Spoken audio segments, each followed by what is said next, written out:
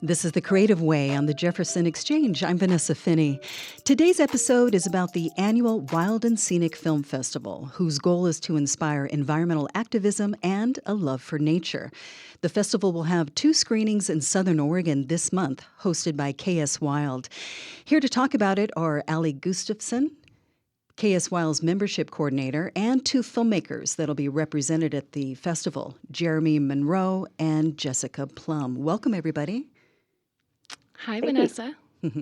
So, Allee, let's start with you since you're in studio here. First of all, remind us briefly of where KS Wild is headquartered and what its mission is. Yeah, so KS Wild stands for Klamath-Siskiyou Wildland Center.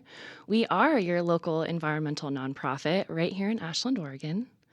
We are defending ancient forests here in Southern Oregon and Northern California and your clean water. And we do this work through advocating through science-based and water conservation. We also do this work by mobilizing communities to take action, like all of you listening today. And lastly, we are honored just to be the stewards and guardians of this place we call home. And I do have to share real quick that we just recently won in court to stop the IVM project by the BLM. And we're so thrilled about this because this saves our last old-growth forests here in Southern Oregon in the Siskiyou Mountains, protecting the nesting and foraging habitat in these old-growth ecosystems that species depend on, like the northern spotted owl and our mascot, the Siskiyou salamander. So this is just a really big win for us, and we're still kind of relishing in this monumental moment. Congratulations on that. By the way, I recently went to an art showing at you have a house that was donated to you by a longtime volunteer, I believe, right on A Street in the Railroad District. Gary Powell. Yeah, wonderful. Well, how long has KS Wild been hosting the Wild and Scenic Film Fest? Yes, so this is KS Wild's biggest outreach event of the year, and at the center of this festival, we aim to inspire activism through film. And KS Wild and Rogue Riverkeeper, oh my gosh, we've been hosting this festival for this tradition for 23 years now. And I have to bring up our previous festival, which was called the Scenic Film Fest. This was started by a beloved environmental activist, Barry Snicken. But now we have partnered with the South Yuba River Citizens League to bring you the Wild and Scenic Festival to Southern Oregon. This is an on-tour festival, and it's from their 5-day flagship festival where they host 100-plus films. And it's from these 100-plus films that our volunteer film selection crew of 9 sifted through to find the 11 films that will be shown at the film festival. So it's these 11 films you don't want to miss, so be sure to get your tickets after this show today to secure your spot. Okay, so it's like the Banff Film Festival. It goes on tour. It has a headquarters down in California, and then it goes on, and you have the task of selecting from many wonderful films. I bet that's a hard call.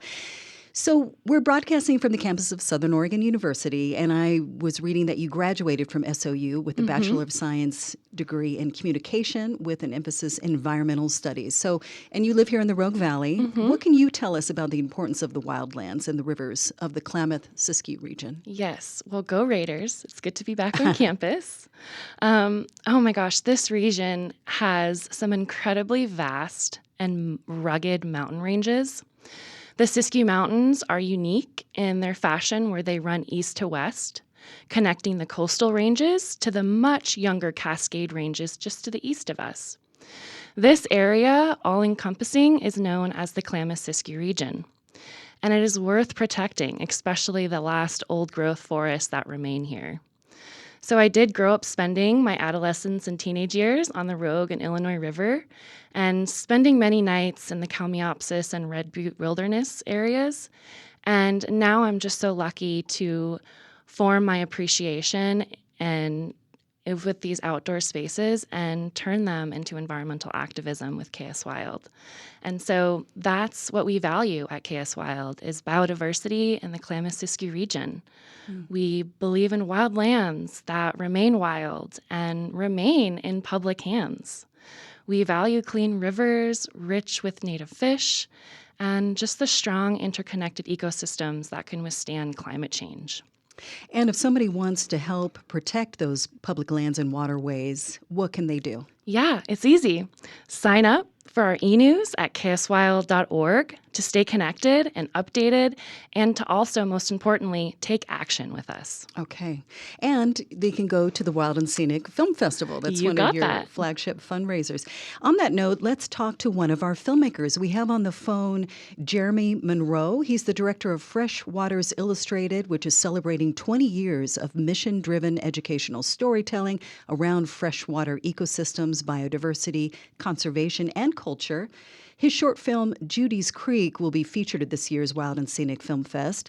The film takes viewers into the world of aquatic insects through the eyes of an inspiring and joyful biologist, Judy Lee. I hope I'm pronouncing that right.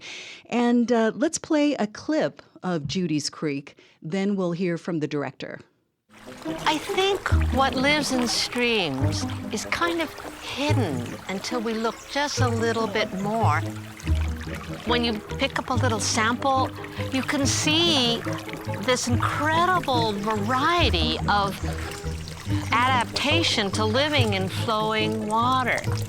Oh, I got a crayfish on this one. I've always liked insects, small things. I like looking at the very fine detail. When I was a little girl, I loved dinking around in the streams and in the forests. I liked being able to identify what I was looking at. It's just curiosity. If you're just joining us, I'm Vanessa Finney on The Creative Way. My guests are Allee Gustafson. Gustafson, correct. Okay. Thank you, Vanessa. Yeah, Jessica Plumb and Jeremy Monroe. We're talking about the upcoming Wild and Scenic Film Festival, an evening of film in support of local environmental conservation. So, Jeremy, who is Judy Lee and how did she come to your attention? Well, as you heard there, Judy is this very just inspiring, dedicated, passionate biologist. And she's been an old friend for a long time, and she's, in fact, actually on the board of our nonprofit organization, Fresh Waters Illustrated. So Judy is very much in our inner circle and shares the passion that we have of aquatic life, freshwater biodiversity, creatures like aquatic insects and caddisflies, which the film really zooms in on. And so for years, we'd worked with Judy in a lot of ways, but it was actually during the pandemic when we were not traveling as much for our projects further afield. We were doing a lot more work in our backyard here in Oregon with people in our sort of bubble. And this was a project that just worked out perfectly to just not only celebrate Judy's knowledge, passion, and joy, but really celebrate these wonderful backyard streams we have here in the Northwest and in Oregon. And some of these creatures that maybe some of us have seen, but maybe we haven't got to learn as much about, that are there at the bottom of these streams, doing what they do, living their beautiful lives. And Judy was right there just to take us into that world. Why don't you tell us briefly the importance of these aquatic insects and the caddisfly? Well, if you like being around rivers, these aquatic insects and caddisflies in particular are really, really big part of that. So maybe you've seen them, and of course in Oregon streams are a great place to sort of look on that bedrock, and maybe you see a snail moving around, or maybe you look a little bit closer and you say, oh, this little guy's got a little rock case that they've built, and that's actually what caddisflies do. But what's really remarkable is, like a lot of aquatic insects, caddisflies live in the water for part of their life, and then they emerge and become these winged insects that fly around. And in both parts of that life cycle, they're contributing a lot to the food web, the ecosystem.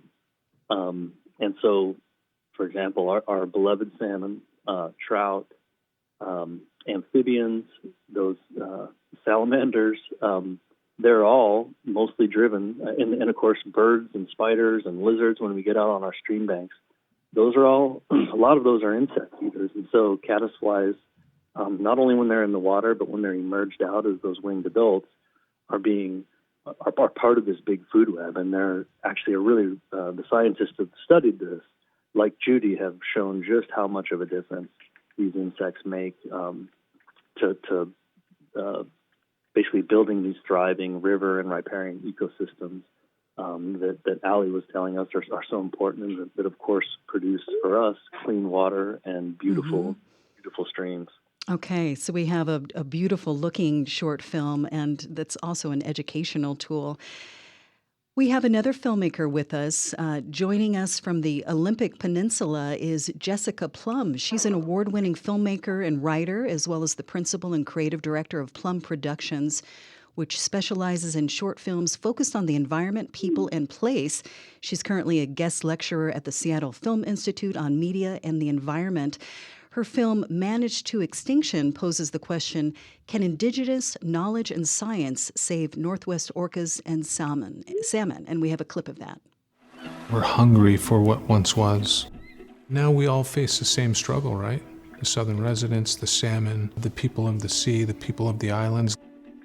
How do you blend that spirit and ceremony from indigenous people and that relationship-based living with nature, with science?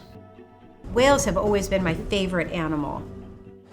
And amongst all the whale species, killer whales have always been at the top.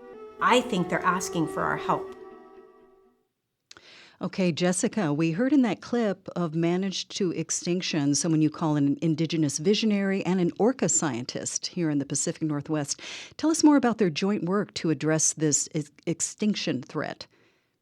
Sure, and thank you for inviting me to join you. And first, a big thank you to Allee for your good work at KS Wild, and congratulations on your recent win protecting old growth. Thanks also for bringing the Wild Scenic Film Festival. It's a real honor to be part of it. So Managed to Extinction is a 15-minute film that pairs two people who know each other and work together in real life here in the Pacific Northwest in the Salish Sea. One of them is the former tribal chairman of the Lummi Nation, Jay Julius, who has really been a visionary voice here in our region in Western Washington. Jay made national news when he helped lead the Lummi Nation in blocking the construction of the largest potential coal export terminal in North America. And he's been a powerful voice for protection of both water and land resources here around the Salish Sea, which Washington State shares with British Columbia. Jay's also a fisherman. That's his first love, and he spends a lot of his time in the San Juan Islands, and as a result is passionate about the health of the marine life of the Salish Sea. And that has brought him together with one of our leading orca scientists, who is Dr. Deborah Giles. She goes by her last name, Giles. And Giles is one of the many people working to protect southern resident killer whales, who are a small and endangered subspecies of orca who share our waters. And unlike many other orcas around the world, these orcas prey specifically just on salmon, and not any salmon. They love Chinook salmon or king salmon. And king salmon or Chinook salmon have been in great decline in our waters, which in turn has led to the decline of this subspecies of orca. Okay. So these two people have been collaborating together to address the issues around Chinook salmon and our resident orcas. Okay, we can see that in Managed to Extinction, underlining the importance of our waterways. Thank you, Jessica. Allee, we've heard from two directors now of the films that will be screened, Managed to Extinction and Judy's Creek. Tell us how we can get tickets. It'll be at the Ashland Armory on April 12th and the Grants Pass Performing Arts Center on April 19th. Yes, you can get tickets at kswild.org or on our film festival website at siskiyouFilmFest.org. And get your tickets soon. There's only 20 tickets left for Ashland. So once those sell out, we'll see you in Grants Pass. And it is a fun night with lots of local organizations and booths and vendors. Thank you all for joining us. You've been listening to The Creative Way. My guests were filmmakers Jeremy Monroe and Jessica Plumb, as well as Allee Gustafson with KS Wild, which is once again hosting the Wild and Scenic Film Festival.